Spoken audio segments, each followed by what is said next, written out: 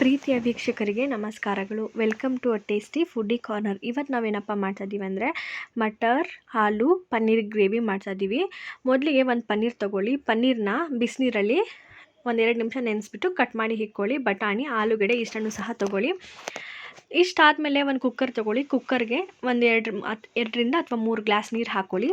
ನೀರು ಹಾಕಿ ಆದಮೇಲೆ ನಾನು ಇಲ್ಲೇನಪ್ಪ ಮಾಡಿದ್ದೀನಿ ಅಂದರೆ, ಮೊದಲಿಗೆ ನೀರು ಸ್ವಲ್ಪ ಬಿಸಿ ಆಗಾದಮೇಲೆ ನಾನಿಲ್ಲಿ ಉಂಡೆ ಈರುಳ್ಳಿ, ಸಿಪ್ಪೆ ತೆಗೆದಿರೋಂಥ ಉಂಡೆ ಈರುಳ್ಳಿ, ಹಾಗೆ ತೊಳೆದಿರೋಂಥ ಟೊಮೆಟೊ ಮತ್ತು ಹಸಿಮೆಣಸಿನ್ಕಾಯಿ, ಬಟಾಣಿ, ಆಲೂಗೆಡ್ಡೆ ಇಷ್ಟನ್ನು ಸಹ ಬೇಯಿಸ್ಕೊಂಡಿದ್ದೀನಿ ಕುಕ್ಕರಲ್ಲಿ.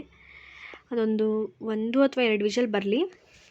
ವಿಷಲ್ ಬಂದಾದಮೇಲೆ ಇಲ್ಲಿ ತೋರಿಸಿನಲ್ಲ ಈ ಥರ ಇರಬೇಕು. ಅದು ಬೆಂದ ಮೇಲೆ ನಾನು ತೋರಿಸ್ತೀನಿ ನಿಮಗೆ ಹೇಗೆ ಅಂತ.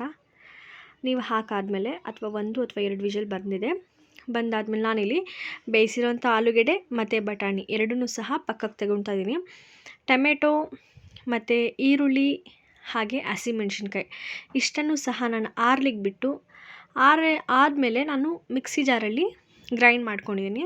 ನೀವು ಇದೇ ಪ್ರೊಸೀಜರ್ ಮಾಡಿ, ತುಂಬ ಚೆನ್ನಾಗಿ ಬರುತ್ತೆ ಮತ್ತು ಈಸಿ ಮೆಥಡು ಸಹ. ಹೀಗೆ ಮಾಡೋದ್ರಿಂದ ಏನಪ್ಪ ಅಂದರೆ ಟೇಸ್ಟು ಚೆನ್ನಾಗಿದೆ ಮತ್ತು ತುಂಬಾ ಚೆನ್ನಾಗಿರುತ್ತೆ, ಟೈಮು ಸೇವ್. ಒಂದು ಬಾಣಲಿ ತೊಗೊಳ್ಳಿ. ಬಾಣಲಿಗೆ ಎಣ್ಣೆ ಹಾಕ್ಕೊಳ್ಳಿ. ಎಣ್ಣೆ ಹಾಕಾದಮೇಲೆ ನಾನಿಲ್ಲಿ ಸಾಸಿವೆ ಸ್ವಲ್ಪ, ಜೀರಿಗೆ ಸ್ವಲ್ಪ ಎರಡನ್ನೂ ಸಹ ಹಾಕ್ತಾಯಿದ್ದೀನಿ. ನೀವು ಬರೀ ಜೀರಿಗೆ ಬೇಕಾದರೂ ಹಾಕ್ಕೋಬೋದು. ನಾನು ಅದಾದಮೇಲೆ ಕರಿಬೇವು ಹಾಕಿದ್ದೀನಿ. ಕರಿಬೇವು ಹಾಕೋದ್ರಿಂದ ಏನಪ್ಪ ಅಂದರೆ ಚೆನ್ನಾಗಿರುತ್ತೆ, ಸೊ ಒಳ್ಳೆ ನಾಯ್ಸ್ ಇರುತ್ತೆ ಅಂತ ಅಷ್ಟೇ. ಕರಿಬೇವು ಹಾಕಾದಮೇಲೆ ಸ್ವಲ್ಪ ಎಣ್ಣೆಲಿ ಚೆನ್ನಾಗಿ ಫ್ರೈ ಮಾಡಿ ಆದಮೇಲೆ ನೀವಿಲ್ಲಿ ಬೇಕಾದರೆ ಗೋಡಂಬಿ ಸಹ ಹಾಕ್ಕೋಬೋದು, ಇಲ್ಲಾಂದರೆ ಸ್ಕಿಪ್ ಮಾಡ್ಬೋದು.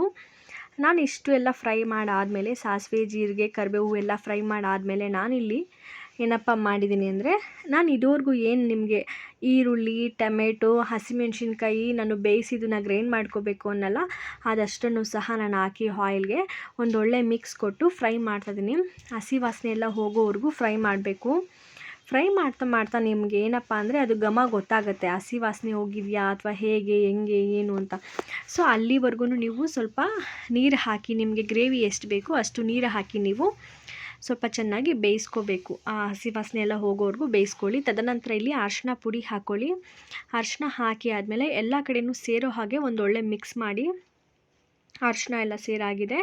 ಸೊ ಇದು ಕುದೀತಾ ಇರಲಿ. ಹಾಗೆಯೇ ಅದಿನ್ನೇನು ಕುದೀತಾ ಇದೆ ಅನ್ನೋಗೆ ನೀವು ಆಗಲೇ ಬಿಸಿನೀರಲ್ಲಿ ನಾನು ಹೇಳಿದ್ನಲ್ಲ, ನೀವು ಪನ್ನೀರನ್ನ ನಿಮಗೆ ಯಾವ ಸೈಜಿಗೆ ಬೇಕೋ ಆ ಥರ ನೀವು ಕಟ್ ಮಾಡಿ ಇಟ್ಕೊಂಡಾದಮೇಲೆ ಅದು ಎಲ್ಲ ಒಂದು ಪಕ್ಕಕ್ಕೆ ಇಟ್ಕೊಳ್ಳಿ. ಅದು ಬೇಯಿಸಿರೋಂಥ ಆಲೂಗೆಡ್ಡೆ, ಬೇಯಿಸಿರೋಂಥ ಬಟಾಣಿ ಈ ಮೂರನ್ನು ಸಹ ಇಟ್ಟಿರಿ. ನಾನು ಹೇಳ್ತೀನಿ ಯಾವಾಗ ಎಲ್ಲಿ ಯಾವ ಟೈಮಲ್ಲಿ ಹಾಕಬೇಕಂತ. ಸೊ ಇಷ್ಟೆಲ್ಲ ಆದಮೇಲೆ ಈಗ ನಾನು ಹೇಳಿದ್ನಲ್ಲ ನಿಮಗೆ, ಬೇಯಿಸಿರೋಂಥ ಆಲೂಗೆಡ್ಡೆ ಮತ್ತು ಬಟಾಣಿ ಎರಡನ್ನೂ ಸಹ ಹಾಕ್ಕೊಂಡು ಚೆನ್ನಾಗಿ ಆ ಮಸಾಲೆಗೆ ಹಿಡಿಯೋ ಹಾಗೆ ಮಿಕ್ಸ್ ಮಾಡಿ ಆದಮೇಲೆ ಸ್ವಲ್ಪ ಕುದಿಲಿಕ್ಕೆ ಬಿಡಿ. ಅದು ಕುದೀತಾ ಇದೆ ಅನ್ನೋ ಟೈಮಲ್ಲಿ ನೀವು ಏನು ಮಾಡಿ ಅಂದರೆ, ನಿಮಗೆ ಹುಳಿ ನೋಡ್ಕೊಳ್ಳಿ. ಈ ಟೈಮಲ್ಲಿ ಇನ್ ಕೇಸ್ ಏನಾದರೂ ಹುಳಿ ಕಮ್ಮಿ ಇದೆ ಅಂದರೆ ಟೊಮೆಟೊ ಬೇಕಾದ್ರೆ ರುಬ್ಬಿ ಹಾಕ್ಬೋದು ನೀವು, ಇಲ್ಲ ಅಂದರೆ ಕರೆಕ್ಟಾಗಿದೆ ಅಂದರೆ ಸಾಕಷ್ಟೇ. ಕುದೀಲಿ, ಅದು ಚೆನ್ನಾಗಿ ಕುದೀತಾ ಇರಲಿ. ಕುದೀತಾ ಇರೋ ಟೈಮಲ್ಲಿ ಉಪ್ಪು ಹಾಕ್ಕೊಳ್ಳಿ. ನಿಮ್ಮ ರುಚಿಗೆ ತಕ್ಕಷ್ಟು ಎಷ್ಟು ಬೇಕಷ್ಟು ಉಪ್ಪನ್ನು ನೋಡಿ ಸೇರಿಸ್ಕೊಳ್ಳಿ. ನೀವು ಸೇರಿಸ್ಕೊಂಡು ಒಂದೊಳ್ಳೆ ಮಿಕ್ಸ್ ಮಾಡಿ, ಉಪ್ಪು ಎಲ್ಲ ಕಡೆ ಹಿಡಿಯೋ ಹಾಗೆ ಚೆನ್ನಾಗಿ ತಿರುವಿ.